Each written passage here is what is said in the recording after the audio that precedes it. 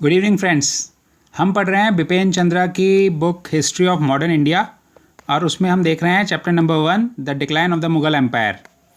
और अब इस चैप्टर को हम पेज वाइज पढ़ते हुए आ रहे हैं और अब हम पहुंच गए हैं इस चैप्टर के पेज नंबर 14 पे। तो चलिए पहले देखते हैं कि हमने पेज नंबर 13 पे क्या क्या डिस्कस किया है। पेज नंबर 13 पे हमने सबसे पहले देखा कि औरंगज़ेब की पर्सनैलिटी के पॉजिटिव और नेगेटिव एस्पेक्ट्स क्या थे। फिर हमने जाना कि जो मुग़ल एम्पायर था उसमें जो नोबिलिटी थी, जो नोबल्स थे, उनका क्या सिग्निफिकेंस था।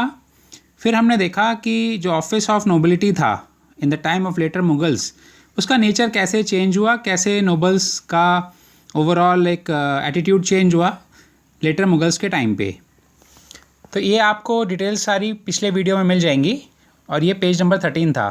अब हम देखते हैं कि हम पेज नंबर 14 में क्या क्या देखने वाले हैं। तो इसमें हम देखेंगे सबसे पहले कि जो मुगल्स थे, लेटर मुगल्स थे, उनका जो क्या करेक्टर था, मतलब जो लेटर मुगल्स के टाइम पे जो नोबल्स थे उनका क्या करेक्टर था, किस तरह से करेक्टर चेंज हुआ, उनके क्या एट्रीब्यूट्स थे। फिर हम देखेंगे जो ऑटोनॉमस प्रोविंसेस बनने लगी थी छोटी छोटी, उनके रूलर्स का क्या एटीट्यूड था। और फिर हम देखेंगे कि जो मुग़ल एम्पायर का डिक्लाइन का बेसिक कॉज क्या था। तो ये तीनों पॉइंट्स हम पेज नंबर 14 में देखते हैं। तो चलिए शुरुआत करते हैं। सबसे पहला हम देखते हैं changing character and the attributes of nobles during the later Mughals. तो हमने देखा कि नोबिलिटी जो था वो एक बहुत इंपॉर्टेंट कंपोनेंट था मुग़ल एम्पायर का शुरू से, और जो नोबल्स थे वो एक बहुत स्ट्रॉन्ग फॉर्मेशन की तरह काम करते थे for the stability and the growth of the Mughal empire. But जैसे जैसे मुग़ल एम्पायर आगे बढ़ती गई और लेटर मुगल्स के टाइम तक जो नोबल्स थे उनके कैरेक्टर के अंदर बहुत बड़ा चेंज आया, और फिर हमने देखा कि वो अपने ग्रोथ और अपने डेवलपमेंट के लिए काम करने लगे rather than the development of the Mughal empire. तो फिर हम देखते हैं कि the nobles they formed groups against each other and even against the king. मतलब एक ग्रुप ऑफ नोबल्स एक दूसरे के अगेंस्ट में ही फाइट करने लगे, और कभी कभी तो ये सिचुएशन आ जाती थी कि वो किंग के अगेंस्ट में भी फाइट करके और किंग को डिस्प्लेस करने की कोशिश करने लगे। फिर जो पावर का स्ट्रगल था पावर के लिए, वो हर तरह से जो भी मतलब अपनाया जा सकता था उससे हो रहा था। मतलब बाय फोर्स अगर पावर मिल जाए तो ठीक है, अगर फ्रॉड करके मिल जाए तो ठीक है, या धोखा देके मिल जाए तो ठीक है। तो स्ट्रगल ऑफ पावर ऐसा हुआ लेटर मुगल्स के टाइम पे कि हर चीज़ को मतलब अपनाया गया जिस तरह से बस पावर मिल जाए, बस power was the main thing. उसके लिए आपको चाहे बाय फोर्स मिले, चाहे फ्रॉड से मिले, चाहे ट्रेजरी से मिले, बट पावर के लिए सब लोग स्ट्रगल करने लगे, जिसकी वजह से क्या हुआ, मुग़ल एम्पायर में बहुत ज़्यादा म्यूचुअल क्वेरल्स बढ़ने लगे। तो जब म्यूचुअल क्वेरल्स बढ़ने लगे तो उससे क्या हुआ कि जो एम्पायर थी वो एग्जॉस्ट होने लगी, मतलब एम्पायर जो थी वो ब्रेकअप होने लगी। उसके एम्पायर के बीच में जो एक क्वेश्चन था नोबल्स के बीच में, वो एक क्वेश्चन भी टूटने लगा। और फाइनली फिर हम देखते हैं कि जो मुग़ल एम्पायर थी वो फॉरेन कॉन्करर्स के लिए बहुत एक आसान सा मतलब इजी टारगेट बन गई, और बहुत सारे फॉरेन इन्वेडर्स आए और मुग़ल एम्पायर पे अटैक करा उन्होंने, और मुग़ल एम्पायर से बहुत कुछ लूट के यहाँ से ले गए। तो इसमें फिर बात आती है कि भाई अगर पहले ऐसे नोबल्स थे जो कि बहुत एक्टिव और एबल थे, तो क्या बाद में मतलब ऐसा कैसे चेंज हो गया, मतलब बाद में वो नोबल्स कैसे उनका रोल चेंज हुआ।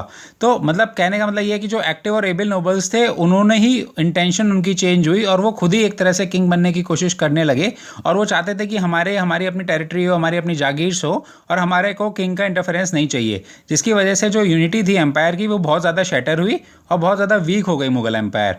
और फिर सब नोबल्स ने कोशिश करी कि वो अपनी प्राइवेट जागीर्स मतलब एस्टेब्लिश कर लें, प्राइवेट उनका एक प्रिंसिपैलिटी हो और उस पर वो खुद रूल करें। फिर जो हम देखते हैं कि जो ऐसे नोबल्स का मतलब जो डिके हुआ, रीजंस क्या थे, reasons for the decay of the later Mughal nobility. तो लैक ऑफ पब्लिक वर्च्यू, मतलब कि जो वर्च्यूज़ वाली बात थी वो अब नोबल्स में नहीं रह गई जो पहले होती थी। फिर पॉलिटिकल फोरसाइट नहीं था, मतलब नोबल्स को ये नहीं था कि उनको एक स्ट्रॉन्ग एम्पायर एस्टेब्लिश करना है, या फिर वो आगे का विजन नहीं देख पा रहे थे। फिर उनको बस ये था कि उनको पावर चाहिए थी, और वो भी शॉर्ट साइटेड, मतलब कि उनको बस अपनी एक जागीर चाहिए थी, जागीर से उनको मैक्सिमम मिल जाए, वहाँ से उसके ऊपर वो रूल कर पाए, बस उनको इतना ही चाहिए था। तो lack of the all these things, जिसकी वजह से जो एक डिके हुआ मुगल नोबिलिटी का। फिर धीरे धीरे क्या होने लगा कि जो जागीर्स थी वो कम होने लगी, पॉसिटी होने लगी जागीर्स की, जिसकी वजह से जो नोबल्स थे उनकी इनकम भी कम होने लगी एग्जिस्टिंग जागीर से। तो क्यों, उसका रीज़न ये, उसके दो रीजंस थे। फर्स्ट रीज़न वॉज कि जो नंबर ऑफ नोबल्स थे वो धीरे धीरे बढ़ने लगे, एंड सेकेंड एक्सपेंडिचर जिसकी वजह से बहुत ज़्यादा होने लगा। तो दोनों चीज़ें इंक्रीज होने लगी, नोबल्स भी बढ़े और एक्सपेंडिचर भी, जिसकी वजह से जब ज़्यादा प्रेशर पड़ने लगा तो नोबल्स ने क्या किया कि वो जो पीजेंट्स थे, जो किसान थे, उनसे ज़्यादा रेवेन्यू जनरेट करने लगे, उनको परेशान करके उनसे ज़्यादा इनकम जनरेट करने की कोशिश करने लगे। और धीरे धीरे जो नोबिलिटी का जो ऑफिस था उनको उन्होंने हेरिडिटरी बना लिया, मतलब कि अगर कोई एक पर्सन अगर जो बाहर से आया है उसको वो नोबल बनने ही नहीं देंगे, उनकी फैमिली से, जो नोबल की फैमिलीज होती थी उन्हीं से वो नेक्स्ट नोबल आता रहेगा और वही मेंटेन करेंगे एग्जिस्टिंग जागीर्स को और ऑफिस को। और एक तरह से हेरिडिटरी ऑफिस बन गया, जो कि शुरुआत में हम देखते हैं जब मुगल एम्पायर एस्टेब्लिश हुआ उस टाइम पे जो लोग कैपेबल थे और वो भले ही लोअर क्लास से आते थे उनको भी नोबिलिटी दे दी जाती थी। तो ये भी बहुत बड़ा एक चेंज आया।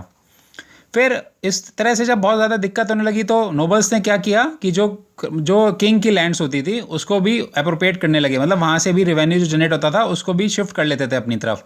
तो इससे बहुत ज़्यादा फाइनेंशियल क्राइसिस हो गए सेंट्रल गवर्नमेंट के लिए, और उसकी वजह से और उन्होंने क्या किया नोबल्स ने कि वो उन्होंने अपना एक्सपेंडिचर को कम करने के लिए क्या किया कि वो फुल कोटा, मतलब अपना जो उनका कोटा होता था कि भाई इतने ट्रूप्स आपको मेंटेन करके रखने हैं, वो नहीं रखते थे, वो अपने एक्सपेंडिचर को कम करने लगे।